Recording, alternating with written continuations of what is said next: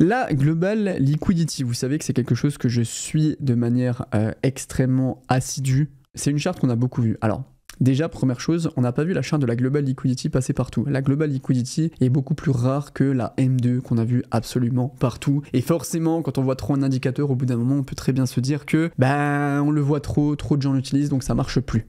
Et c'est assez vrai. Par contre, la Global Liquidity, pour l'instant, a eu des résultats absolument excellents. On en avait parlé et il s'est passé pas mal de choses. On voit que la Global Liquidity a atteint une sorte de top local il y a environ 3 semaines, en début mai, et qu'on est sur une phase de redescente. Et je vais vous expliquer pourquoi ça change quelques trucs et quelle est ma thèse par rapport à ça. Bon, déjà, je vous rappelle que la Global Liquidity, elle est drivée par 4 éléments. Je vous avais déjà fait ce tableau. La Fed, la Banque Centrale Américaine qui va faire du QE, du QT ou qui va ajuster les taux. La Banque de Chine, qu'on appelle la BPOC. La volatilité sur les marchés. Pourquoi? Parce que la volatilité va affecter les prix du bon du trésor et les bons du trésor sont extrêmement utilisés en collatéral. Donc si les bons du trésor baissent par exemple, il y a moins de collatéraux qui peuvent être créés, on peut emprunter moins d'argent. Et la force du dollar. Si on regarde un petit peu tout ça, pour l'instant, le très bon signal, c'est la Banque de Chine, qui a une politique expansionniste extrêmement positive. On était un peu en attente, parce qu'on ne savait pas d'un point de vue macro, d'un point de vue politique, ce qui allait se passer sur la Banque de Chine, mais on voit qu'ils se sont réveillés en 2025, qu'ils ont injecté énormément de liquidités. Regardez les prédictions sur avril, mai, juin, juillet. La Chine est clairement ce qui drive pour l'instant la liquidité de très très loin. Heureusement que la Chine est là pour amener beaucoup de liquidités sur les marchés, parce que sinon, si on comptait sur les États-Unis, comment vous dire? Pour l'instant, la Fed est encore dans cette période d'attente, le fameux wait and see. On voit les prédictions le 18 juin, on va pas baisser les taux. En juillet, il y a peu de chances qu'on baisse les taux. Et au final, la prochaine réunion sera le 17 novembre, voire le 29 octobre. Donc ça montre que la Fed... ils sont chill pour l'instant, ils sont en attente, ils se disent bon les tarifs, ok, on va attendre.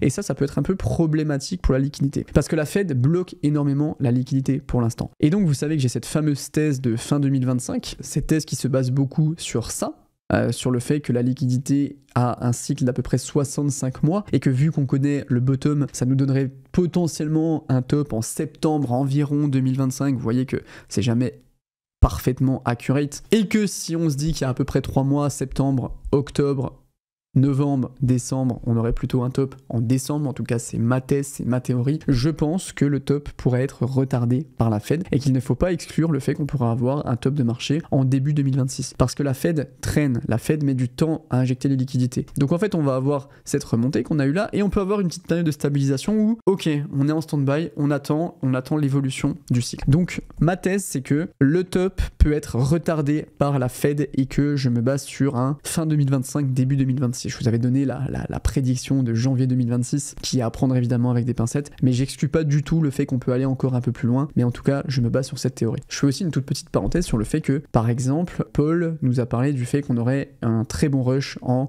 mai, juin, potentiellement juillet, et que moi j'arrive en vous disant qu'on aura un top en fin d'année. Est-ce que ça veut dire qu'on n'a pas les mêmes avis? Oui et non. Oui et non dans le sens où je partage complètement l'analyse de Paul, et je pense qu'il est d'accord avec la mienne. Le truc, c'est que on fait vraiment cet effort sur Crypto Recherche d'avoir aussi des analyses qui sont indépendantes.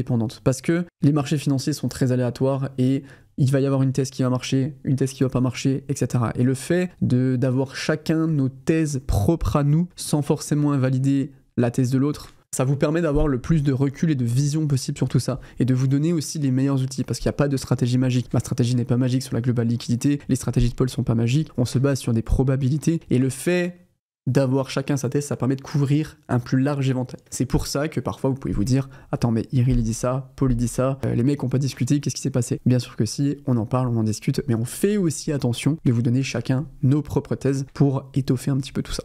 Donc, on attend la Fed qui est toujours en QT. La volatilité est en train de remonter. Vous voyez que je l'ai mis en orange. Regardez l'exposition des investisseurs au risque. La peur commence à s'en aller depuis l'énorme bottom qu'on a eu. Les investisseurs sont à nouveau risk-on. Ils sont repassés au-dessus de zéro. Même s'il y a encore cette incertitude qui se passe, on l'avait dit, on a été dans des niveaux de peur extrêmes et les investisseurs se réexposent tranquillement au marché des actifs à risque, donc des actions, crypto, etc.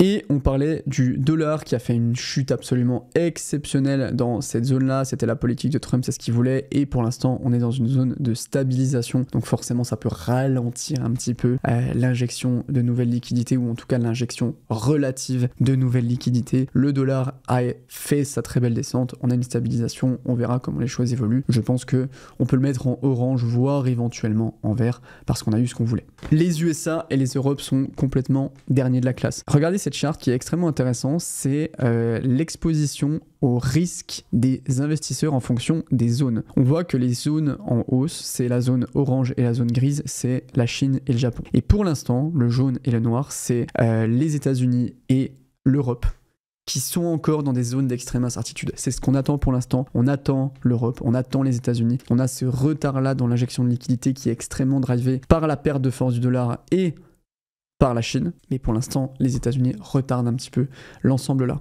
J'ai mis ici attention à Q3 dans le sens où pour l'instant je pense que le marché monte parce qu'il profite de la grosse ascension de liquidité qu'on a eu sur le Q1 2025. Je vous rappelle qu'il y a à peu près 3 mois d'écart, 12 semaines. Donc forcément, si on a janvier, février, mars qui sont bons, avril, mai, juin seront très bons et je partage cette thèse. Par contre, à surveiller. On a vu que la Chine injectait beaucoup. Est-ce que ça va suffire pour stopper ce ralentissement? Je ne sais pas. Mais en tout cas, si on se fie à cet indicateur de la Global Liquidity, ça voudrait dire que, et en tout cas c'est ma théorie, le milieu d'année, Q3, juillet, août, septembre, on peut avoir des beaux mouvements, mais en plus ça colle avec le fait qu'on attend aussi beaucoup la Fed, qui devrait arriver en septembre-octobre, le fait que historiquement l'été c'est jamais dingue, je ne m'attends pas à un été exceptionnel. Voilà, je pense qu'on peut avoir une stagnation entre 90 et 110 000 et je serais agréablement surpris de voir qu'on a une belle montée, mais en tout cas je vais pas paniquer si on a des moments de redescente, des moments où il se passe pas grand chose. Je pense que c'est à prévoir. Dites-moi dans les commentaires si ça vous intéresse, c'est suivi de la Global Liquidity qui est un indicateur que j'utilise énormément. Mais en tout cas, conclusion de tout ça, la Chine donne des signaux extrêmement positifs, l'incertitude on l'a vu prend du temps pour revenir à des niveaux logiques, à des niveaux où les investisseurs reprennent confiance. C'est pour ça que Bitcoin monte, mais que les altcoins pour l'instant n'ont pas énormément d'impact parce que on doit, pour avoir un rallye des altcoins, avoir des taux qui sont plus bas et avoir une incertitude qui est de plus en plus effacée. Ça prend du temps et ma thèse se base sur fin 2025, éventuellement 2026.